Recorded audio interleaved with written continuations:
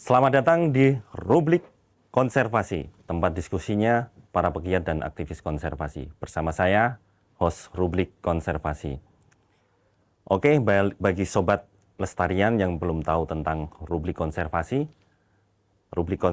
adalah ruang publik konservasi yang didesain untuk diskusi bagi para pegiat dan aktivis konservasi, officially oleh Direktorat Pengelolaan Kawasan Konservasi.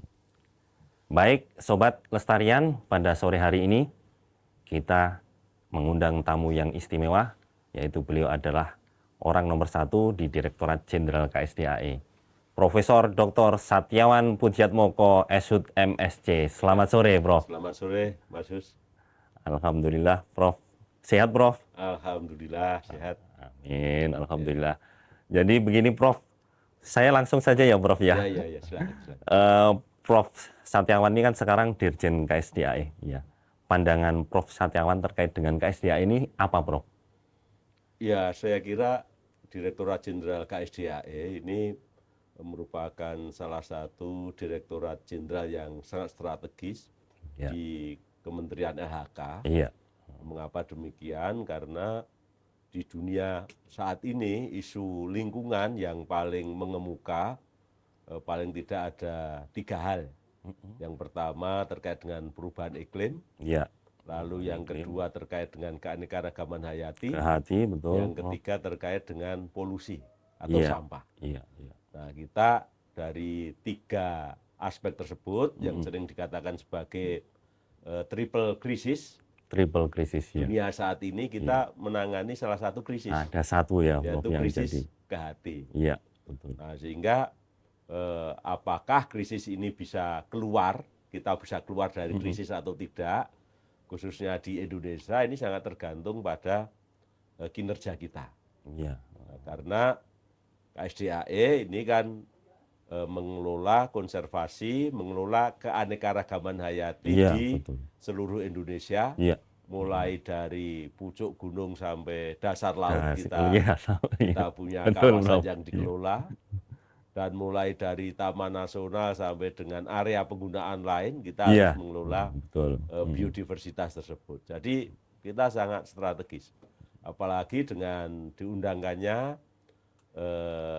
revisi ya, Undang-Undang 590 590 yang sekarang sudah diubah menjadi Undang-Undang 32 Iya. tahun 2024, ini isu konservasi semakin diperkuat Betul. agar Iya. tadi krisis bisa diselesaikan. Kalau dulu ya. isunya misalnya jumlah jenis yang terancam punah, Ya. nantinya semoga list jenis-jenis yang terancam punah itu makin lama makin berkurang. Betul, kita Prof, seperti harapannya. itu. Iya. Saya kira demikian, Iya. Mas Yus, untuk singkatnya gitu ya. Oke, baik, Prof. Untuk selanjutnya, Prof. Ini kan dunia baru ya, Prof, ya. Walaupun sebenarnya Prof saat ini kan dari akademisi, dosen, bahkan udah sampai guru besar, Prof. Ini jadi ini kan dari akademisi pindah menjadi seorang birokrat ya. Walaupun sebelumnya juga sudah di BRGM ya, Badan Restorasi Gambut dan Mangrove. Nah, Prof, apa sih yang mendorong Prof Satyawan ini untuk masuk ke KSDAE ini, Prof? Kira-kira apa, Prof? Nah, sebenarnya begini, sebetulnya ya nggak ada bayangan bagi saya begitu, untuk bisa masuk KSDAE, karena ini kan pindah jalur seolah-olah gitu ya, dari jalur betul. akademisi ke jalur birokrat. Tapi dari segi keilmuan, memang sejak awal, sejak saya kuliah di strata 1, itu saya sudah mengambil Departemen Konservasi Sumber Daya Hutan waktu itu namanya. Sehingga untuk masalah-masalah konservasi, baik itu masalah dasarnya sudah ada ya, Prof. Dasarnya sudah ada. Baik itu masalah praktis maupun teoritis, itu insya Allah saya menguasai. Betul. Walaupun pada awalnya memang ketika pindah ke Jakarta, itu saya tidak langsung ke KSDAE, tetapi ada kebutuhan BRGM waktu itu untuk mengisi posisi Deputi Perencanaan dan Evaluasi Restorasi Gambut dan Rehabilitasi Mangrove. Nah, sehingga saya Waktu itu pindah ke BRGM selama 2 tahun. 2 ini tahun. menambah lama ya. pengetahuan saya tentang birokrasi. Ya. Iya. Setelah 2 tahun, saya ditarik oleh Ibu Menteri LHK untuk menjadi Dirjen KSDAE.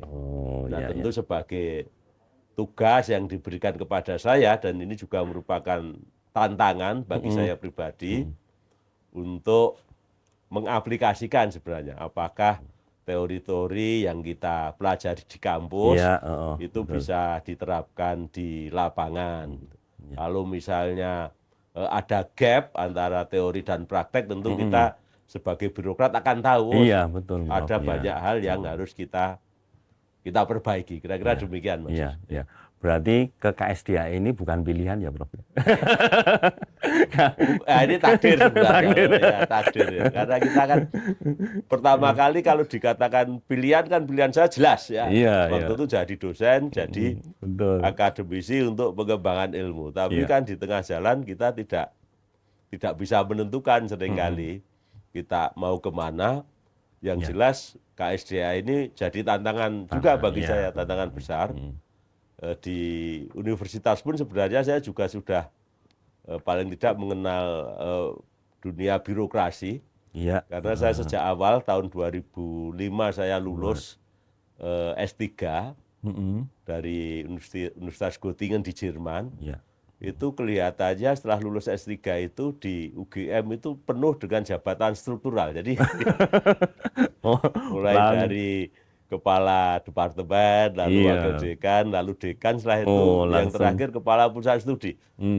Baru setelah jadi kepala pusat studi baru ditarik ke BRGM. Iya, memang pengalaman untuk si struktural itu memang sudah banyak yang mulai dari universitas ya. Selain itu juga dulu ketika saya masih di UGM ini lantai 8 Manggala, Manggala itu sudah tidak asing ya.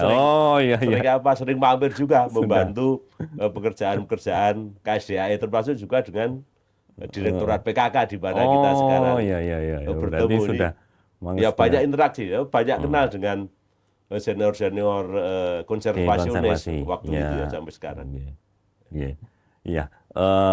Baik Prof, mungkin yang pengen diketahui kami Prof, dan juga mungkin teman-teman yang di lapangan, para kepala UPT, kemudian para aktivis lingkungan ini, pemikiran atau gagasan Prof Satyawan terkait dengan KSDAE.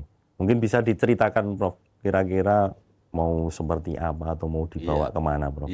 Oke, terima kasih. Jadi kalau KSDAE ini kan kita punya dulu Undang-Undang 5 90 dengan 3 pilarnya. Yang pertama adalah perlindungan sistem penyangga kehidupan dan proses-proses ekologi yang penting dalam satu ekosistem. Lalu yang kedua adalah pengawetan keanekaragaman spesies, ekosistem, genetik gitu. Dan yang ketiga adalah pemanfaatan secara lestari. Ya, baik itu ekosistem, spesies maupun genetik. Nah, dari pengalaman mulai Undang-Undang 5 90 diundangkan sampai dengan terjadinya revisi Undang-Undang 5 sekarang menjadi Undang-Undang 32 2024, ada satu hal yang sebenarnya belum banyak difikirkan, terutama yang pilar pertama, perlindungan sistem penyangga kehidupan dan perlindungan proses-proses ekologi. Itu kan sampai sekarang PP-nya belum jadi. Peraturan pemerintah turunan undang-undang. Dan sebenarnya ini yang menjadi pokok dari konservasi keanekaragaman hayati. Mengapa demikian? Karena konservasi keanekaragaman hayati itu sebenarnya harus berbasis pada bentang lahan, berbasis pada landscape. Betul. Ada network antara satu lokasi dengan lokasi yang lain. Tidak terkotak-kotak dan tidak terisolasi. Jadi kita tidak bisa mengelola taman nasional, hanya taman nasional itu sendiri, tapi juga harus dihubungkan dengan kawasan-kawasan penting yang ada di sekitarnya. Begitu juga dengan SM, begitu juga dengan CA, dan lain sebagainya. Nah, oleh sebab itu, gambaran kita ke depan, bukan saya pribadi, tapi gambaran kita ke depan, yang diamanatkan oleh Undang-Undang Konservasi yang baru direvisi itu adalah konservasi yang berbasis landscape. Dan itu secara saintifik sangat masuk akal ya. Karena dengan berbasis landscape maka daya dukung habitat, ketersediaan habitat itu makin luas ya, makin luas. Sehingga populasi yang didukung pun juga makin banyak ya, dengan konsep kalau secara teoritis konsep metapopulasi misalnya itu bisa kita terapkan. Itu bayangan saya ke depan, jadi tidak lagi terisolasi dalam kawasan KSA KPA, tetapi KSA KPA yang terhubung dalam satu network, dalam satu jaringan landscape, dan satwa bisa berpindah dari satu tempat ke tempat yang lain. Dan tidak ada misalnya nanti kalau ada satwa yang keluar katakanlah di HTI misalnya dikatakan wah ini karena kurang pakan, tidak begitu sebenarnya konsepnya. Tapi memang satwa itu dalam satu home ring ya, itu bisa memanfaatkan berbagai macam tutupan lahan. Misalnya sekarang kalau kita bicara yang ada di lanskap Kampar Kerumutan misalnya, harimau bisa saja di HTI. Lalu kembali lagi ke SM, bisa kembali ke TN, tapi HTI itu sebagai habitat dari harimau yang nantinya akan ada beberapa pengaturan. Nah, visi itu memang harus lalu diterjemahkan di dalam pelaksanaannya bagaimana nantinya kan seperti itu. Ada regulasi yang harus kita susun. Dan ini harus difahami oleh teman-teman semua di UPT tentang konservasi berbasis landscape, berbasis bentang lahan, dan konservasi sebagai sistem penyangga kehidupan ya, yang cakupannya KSA, KPA, dan satu lagi ada area preservasi. Ini harus menjadi satu konsep yang koheren kita lakukan bersama. Itu Mas Susilo. Nah, kalau melihat tadi yang disampaikan Prof. Satyawan, berarti kan kita harus punya ini Prof, kesadaran yang tinggi nih di masyarakatnya. Kalau saat ini kan kalau ada misalkan satwa keluar dari kawasan konservasi udah rame itu Prof. Itu kan butuh effort dari Prof. Satyawan dan teman-teman di UPT untuk bagaimana cara untuk ini ke masyarakat ya. Iya. Jadi memang kalau kita sekarang bicara pengelolaan satwa liar, pengelolaan keanekaragaman hayati berbasis landscape, itu kita juga harus sadar bahwa dalam satu landscape itu banyak pemangku lahan yang berbeda-beda. Yang mungkin juga goalnya itu beda-beda. Kepentingannya juga berbeda-beda. Nah, oleh sebab itu ketika kita melakukan konservasi berbasis landscape, salah satu kata kuncinya adalah kolaborasi. Kolaborasi dalam pengelolaan kehati. Dan kehati harus juga menjadi goal, harus menjadi tujuan. Walaupun misalnya dia di hutan produksi atau bahkan mungkin di APL.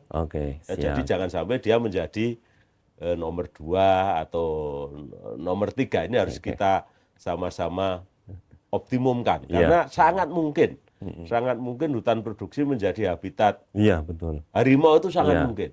Sangat mungkin. Menjadi habitat rusa juga sangat mungkin. Karena beberapa spesies ini memang memiliki daya adaptasi yang tinggi. Nah, lalu di sini harus ada penyesuaian, penyesuaian para pemangku kepentingan itu. Kalau misalnya sekarang HTI-nya banyak harimau, harus ada mitigasinya. Mitigasi agar tidak terjadi interaksi negatif. Itu mesti harus kita pikirkan juga langkah-langkahnya seperti apa. Itu Mas. Oke Prof, untuk ini Prof Satyawan ini kan punya perangkat di lapangan ya, mengelola hampir 27 juta hektar ini Prof. Kemudian SDM-nya juga banyak, ada 74 UPT, mungkin ribuan personil ini. Nah, bagaimana Prof mengorganisir mereka ini Prof untuk mencapai cita-cita Prof Satyawan tadi, visinya seperti itu Prof? Ada kendala atau gimana? Tentu kendala banyak. Tapi yang pertama tentu kita tadi, karena ini ada undang-undang baru, maka visi baru ini harus mulai kita kita apa? Kita sosialisasikan agar semua UPT memiliki pemahaman yang sama terkait dengan konservasi berbasis landscape itu konkretnya di lapangan seperti apa. Ya. Sehingga ketika kita sudah memiliki visi yang sama, baru kita rumuskan strateginya. Jadi jangan terbalik, strategi dulu baru visi ya. Lalu visi dulu, setelah itu strategi. Nah tentu untuk strategi ini sangat bersifat lokal seringkali. Karena satu daerah dengan daerah lain memiliki perbedaan akar permasalahannya apa. Betul. Ada yang akar permasalahannya ada di perambahan, ada yang akar permasalahannya di perburuan, ada yang masyarakatnya sudah bagus tinggal meningkatkan ekowisatanya. Ini kan perlu pendekatan-pendekatan yang berbeda. Betul. Itu saya kira tugas kita yang ada di Jakarta itu memberikan visi yang clear bagi teman-teman yang ada di daerah, lalu memberikan guidance. Betul, Prof. Guidance. Lalu tentu saja sebagai leader, selain ada perangkat visi, ada guidance, tentu juga bagaimana kita bisa memotivasi. Memotivasi teman-teman yang ada di daerah agar memiliki semangat di dalam mengelola kehati, sekaligus juga memotivasi karena ini pendekatannya sekarang landscape harus mampu berkolaborasi dengan berbagai pihak. Ini yang harus kita perubahan paradigma istilahnya. Perubahan paradigma yang cukup mendasar sebenarnya. Jadi harus kita siapkan betul-betul ini SDM tentang pemahamannya terhadap paradigma baru ini dan bagaimana menjalankan di lapangan. Itu Mas. Oke, Prof. Ini kami sekarang mau melihat yang lebih santai, Prof. Terkait dengan keseharian Prof. Satyawan. Kalau terkait dengan misi, visi, dan tadi strategi kan sudah diurai dengan cukup jelas ya, menjadi panduan buat teman-teman di lapangan. Sekarang agak santai, Prof. Saya kita pengen melihat aktivitas Prof. Satyawan ini sehari-hari itu seperti apa? Mulai dari ini sekarang tinggal di Jakarta ya, Prof? Di Jakarta. Keluarga di Jogja. Keluarga di Jogja. Berarti sering LDR. Kalau di kami biasanya itu rocker, Prof. Rombongan kereta. Saya juga di Jogja, Prof. Ini keluarga. Rombongan PJKA. PJKA apa, Prof? Pulang Jumat kembali Ahad. Nah, itu betul. Tapi kalau kami ekonomi, Prof. Kalau Prof. Sat harusnya ya VVIP. Kalau enggak pesawat lah, kereta. Jadi, selanjutnya, Prof. Sehari-hari, Prof. Ketika pagi hari tinggal di Jakarta ya, bangun tidur, apa aktivitasnya, Prof? Sebelum berangkat ke kantor ini? Ya sebenarnya kan kalau kita bangun ya seperti biasalah teman-teman yang lain. Kalau kita sebagai Muslim ya sholat subuh, setelah itu kalau masih ada waktu kita jalan-jalan sebentar gitu. Kebetulan saya tinggal di Menteng, di Cikini ya. Cikini, Di situ kan masih banyak jalur pohon-pohon bagus itu, masih besar gitu. Jalan-jalan, setelah itu pulang. Saya tidak biasa makan pagi, makan berat gitu, enggak. Bukan karena LDR kan, Prof? ya makan seadanya gitu. Lalu kopi ya, setelah itu mandi ya berangkat ke kantor.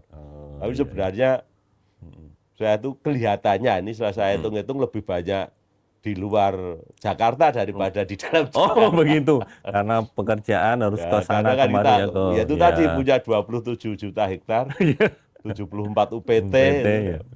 Paling tidak setiap minggu pasti keluar daerah, paling minimum dalam 2 minggu sekali lah. Tapi kelihatannya akhir-akhir ini jarang sekali 2 minggu. 2 minggu sekali, biasanya bisa malah seminggu 2 kali. Bisa seminggu 2 kali atau 3 kali. Jadi kegiatannya malah di luar. Oke. Baik, Prof. Berarti kalau di rumah seperti itu ya pagi ya, sempatkan jogging juga gitu ya. Olahraga apa, Prof, yang biasa dilakukan selain jalan itu saja ya setiap pagi ya? Untuk menjaga kesehatan kita. Tapi terjaga ini, Prof, bodinya. Maksudnya dari dulu waktu masih di dosen, kemudian sampai BRGM, sampai sekarang sepertinya saja dari dulu sampai sekarang. Kemudian, Prof, kalau sampai di kantor ini, Nah, sampai di kantor, aktivitas pagi apakah menyapa teman-teman atau sudah ada pekerjaan apa yang harus diselesaikan nih Prof? Rutinitasnya kalau di kantor seperti apa? Nah itu tadi karena saya sering ke daerah, biasanya kalau sudah sampai kantor itu tumpuan surat sudah segini Mas. Itu yang harus segera diselesaikan itu selain. Bisa sampai berapa Prof? Satu hari berapa puluh? Wah itu saya nggak ngitung gitu, tapi ya cukup banyak dan surat itu kan ada yang harus kita pahami, ada yang bisa mungkin langsung didisposisi kan gitu.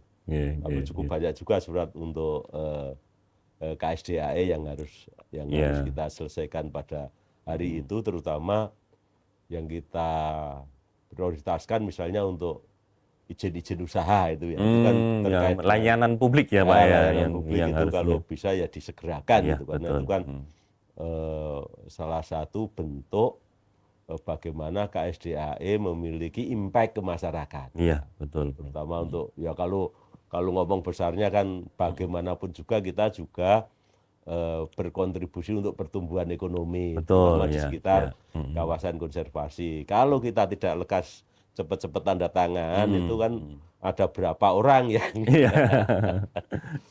yang harusnya dapat rezeki tidak, misalnya harus kita prioritaskan, termasuk juga untuk teman-teman di daerah ini kalau ada izin-izin semua sudah lengkap ya segera saja ditandatangani agar perekonomian daerah juga bergerak, sehingga masyarakat bisa tahu manfaat konservasi terhadap sosial ekonomi mereka. Ya. Keren sekali nih Prof saat ini. Kalau sehari-hari sore kan aktivitas di kantor sudah selesai, sampai jam berapa Prof biasanya Prof? Ya tergantung juga. Oh tergantung juga. Biasanya sampai di rumah tinggal ampasnya saja, sudah nggak bisa ngapa-ngapain lagi, tinggal mandi, mungkin terus setelah itu tidur ya, sampai nanti menunggu pagi hari berikutnya gitu. Nggak ada ini Prof, tips-tips khusus biasanya kan ada minuman atau makanan yang khusus yang biar meningkatkan vitalitas kinerjanya gitu. Kalau saya yang penting agar sehat jangan berpantang makanan. Oh malah begitu ya. Kalau pantang makanan gimana? Kita kan butuh gizi ya. Cuman memang yang saya batasi sekarang nasi memang. Nasi agak paling pol itu sehari ya. Mungkin setengah piring aja lah itu sudah. Oh begitu. Untuk yang lain-lain lainnya karena karbohidratnya cukup. Ya selain nasi kan seringkali kita juga ngemil apa-apa. Ya itu karbo juga ya. Iya sudah berlebihan kalau kita makan sehari 3 kali, saya kira sangat berlebihan itu. Asupan karbohidrat yang kita masukkan dalam tubuh kita. Oke Prof, baik Prof. Mungkin ini yang terakhir Prof. Setelah Prof saat ini kan sudah 1 tahun 3 bulan di Direktorat Jenderal KSDAE. Kira-kira apa yang ingin dicapai atau yang belum tercapai dari Prof Satyawan saat ini yang menjadi cita-citanya begitu? Kalau cita-cita pribadi tentu sudah tidak ada lagi. Sudah tidak ada lagi.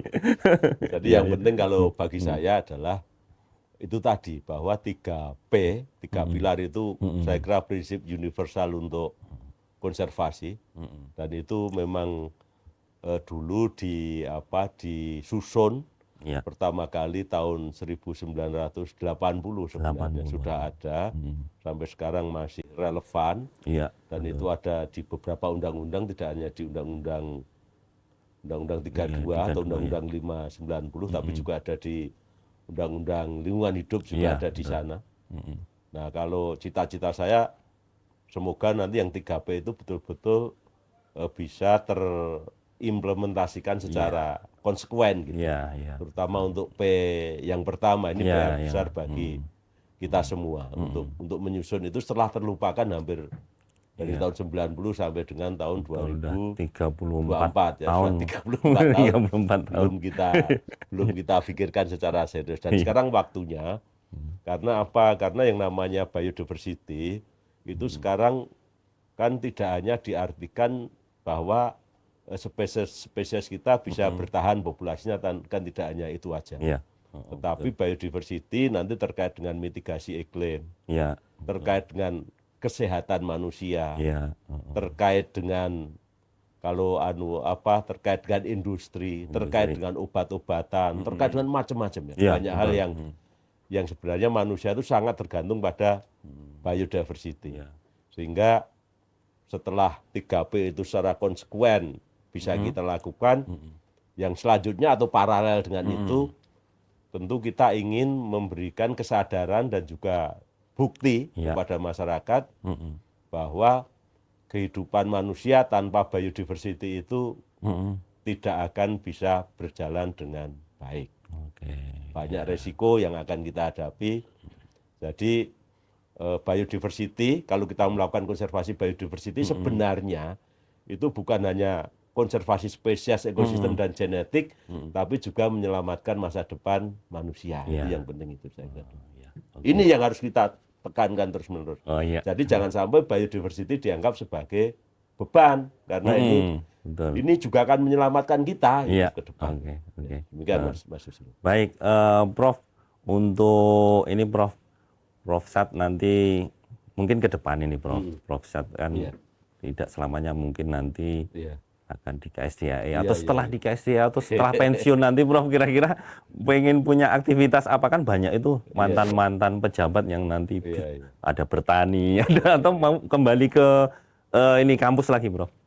Ya tentu kan ada perbedaan masa pensiun ya antara KLHK dan dosen. Kalau saya kan sampai 70 tahun. 70 tahun, Prof. Nah, setelah 70 tahun itu ya dilihat-lihat dulu nanti apakah sehat atau tidak.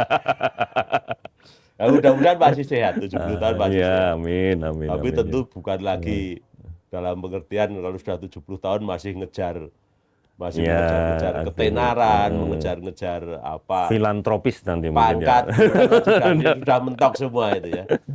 Tubuh kita juga sudah mentok, mungkin akan lebih banyak sosial kegiatan sosial atau mungkin nanti kembali ke desa untuk tadi apakah bertani atau membuat greenhouse untuk memproduksi bahan pangan kita sendiri sehingga kita bisa mandiri pangan misalnya, mandiri pangan untuk keluarga paling nggak usah besar-besar. Iya, betul. Nggak usah besar-besar, bisa ke situ. Siapa tahu juga justru bisa juga kita menularkan pengetahuan kita ke masyarakat sekitar gitu ya. Karena saya yakin ini semakin ke depan itu kebutuhan pangan yang sehat itu makin meningkat, tetapi lahan pangan mungkin makin menurun. Ini kan harus ada solusi. Dan salah satu yang mengancam konservasi kan karena kebutuhan lahan untuk pangan kita semakin meningkat. Betul. Nah, kita untuk akar permasalahan itu mestinya juga kita tangani bersama. Iya, betul, Prof.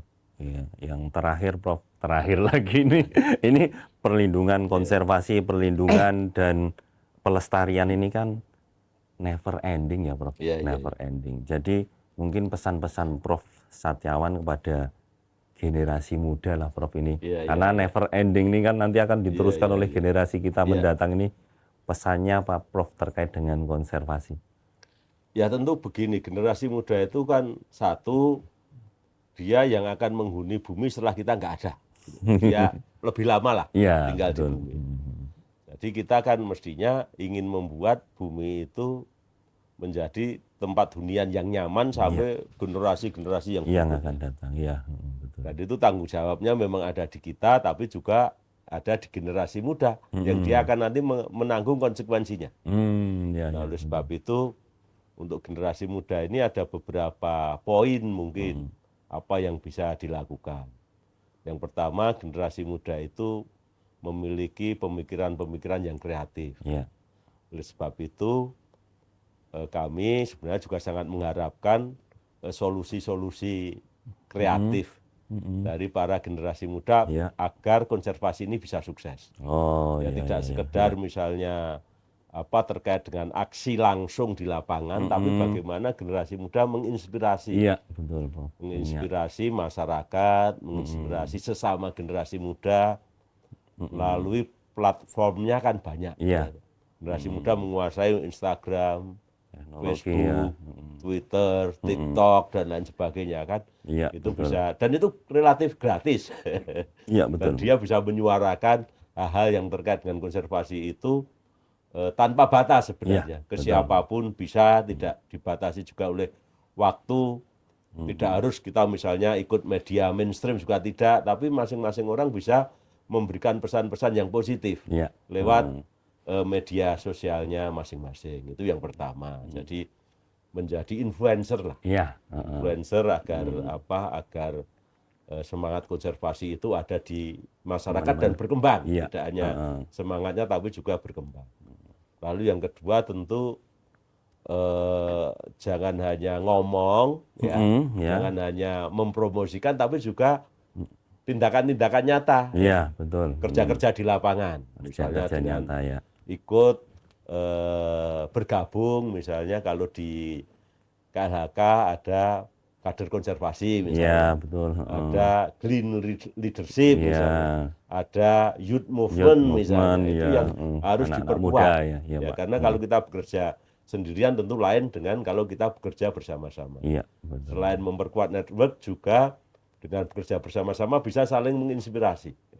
Saling menginspirasi dan mungkin masalah-masalah yang rumit di lapangan itu bisa dicarikan solusi kalau kita melakukan diskusi atau bisa berpikir bersama-sama.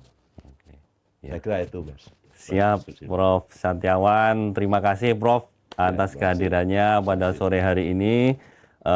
Banyak sekali tadi visi, misi, dan gagasan Prof tentang KSDAE ini.